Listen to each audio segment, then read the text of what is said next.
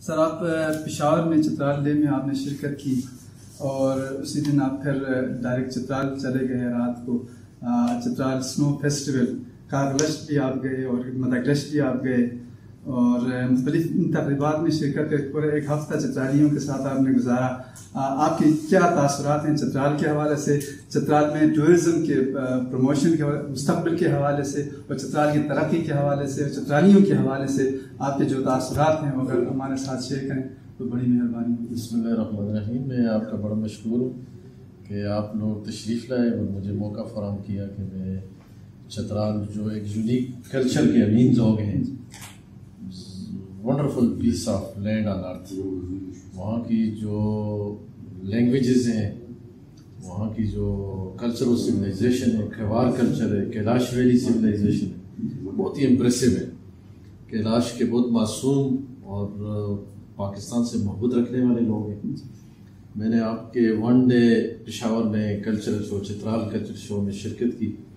کم و بیش 10,000 لوگ وہاں کے, جو بچے, خواتین, عورتیں اور ساتھ جو نوجوان اسٹوڈنٹس, سب طالب علم جتنے بھی تھے وہ سارے وہاں پہ بھرپور طریقے سے شرکت کر رہے تھے. رنگا رنگ سٹالز تھے, فوڈ کے سٹالز تھے, لوکل آپ کی جو امبرائڈری ہے, لوکل جو آپ کے پروڈکٹس ہیں, ہینڈ میڈ جو آپ کی چترالی پٹی ہے, ٹوپیاں ہیں, وہ سب ڈسپلے کیا ہوا تھا.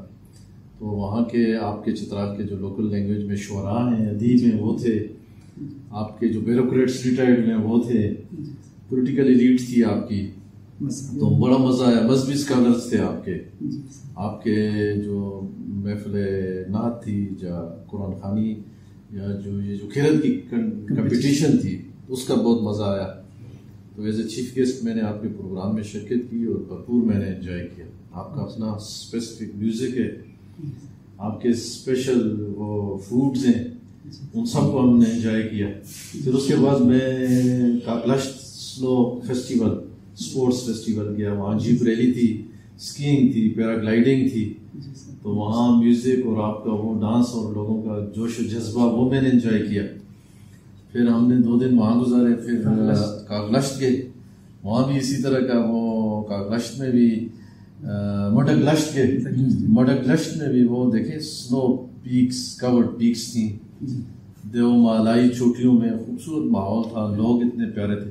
اچھا, وہاں کی جو 650 گھرانے ہیں وہ پرشین اسپیکنگ ہے, ان کا اپنا کلچر ہے, وہ اسپیسیفک کلچر ہے. ان لوگوں سے میں ملا, وہ بھی ملک سے, پاکستان سے بہت محبت کرتے ہیں اور بڑے امن پسند لوگ ہیں اور ترقی پسند لوگ ہیں, غریب لوگ ہیں.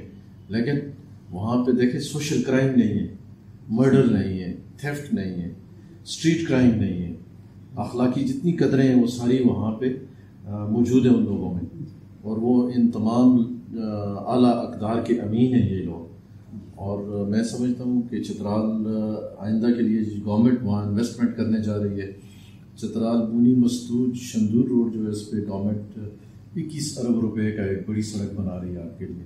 کوئی 11 بلین کی آپ کی چترال گرم چشمہ شاہ سلیم دورہ پاس روڈ بن رہی ہے.